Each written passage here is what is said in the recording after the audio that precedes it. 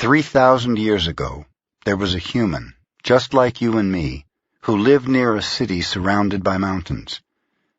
The human was studying to become a medicine man, to learn the knowledge of his ancestors, but he didn't completely agree with everything he was learning. In his heart, he felt there must be something more. One day, as he slept in a cave, he dreamed that he saw his own body sleeping. He came out of the cave on the night of a new moon. The sky was clear, and he could see millions of stars. Then something happened inside of him that transformed his life forever. He looked at his hands, he felt his body, and he heard his own voice say, "I am made of light.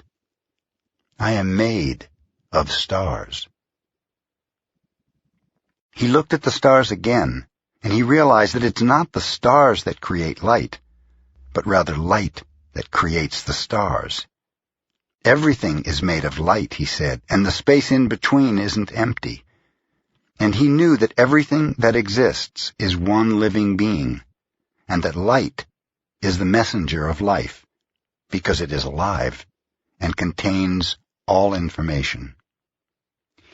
Then he realized that although he was made of stars, he was not those stars. I am in between the stars, he thought. So he called the stars the tonal, and the light between the stars the nahual. And he knew that what created the harmony in space between the two is life, or intent. Without life, the tonal and the nahual could not exist. Life is the force of the absolute, the supreme, the creator who creates everything. This is what he discovered. Everything in existence is a manifestation of the one living being we call God. Everything is God. And he came to the conclusion that human perception is merely light perceiving light. He also saw that matter is a mirror. Everything is a mirror that reflects light and creates images of that light. And the world of illusion, the dream, is just like smoke, which doesn't allow us to see what we really are. The real us is pure love, pure light, he said. This realization changed his life. Once he knew what he really was, he looked around at other humans and the rest of nature, and he was amazed at what he saw.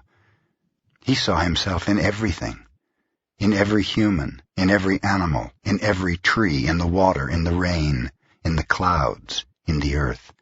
And he saw that life mixed the tonal and the nahual in different ways to create billions of manifestations of life. In those few moments, he comprehended everything.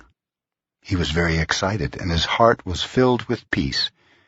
He could hardly wait to tell his people what he had discovered. But there were no words to explain it. He tried to tell the others, but they could not understand. They could see that he had changed, that something beautiful was radiating from his eyes and his voice. They noticed that he no longer had judgment about anything or anyone. He was no longer like anyone else. He could understand everyone very well, but no one could understand him.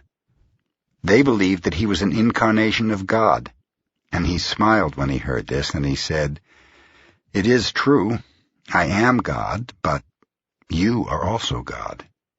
We're the same, you and I. We are images of light. We are God." But still the people didn't understand him. He had discovered that he was a mirror for the rest of the people, a mirror in which he could see himself.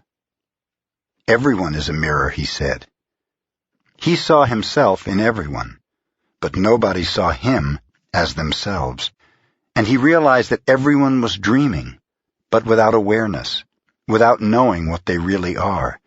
They couldn't see him as themselves because there was a wall of fog or smoke between the mirrors.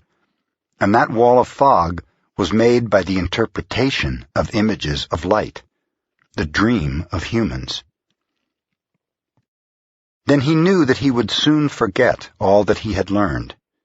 He wanted to remember all the visions he had had, so he decided to call himself the smoky mirror, so that he would always know that matter is a mirror, and the smoke in between is what keeps us from knowing what we are.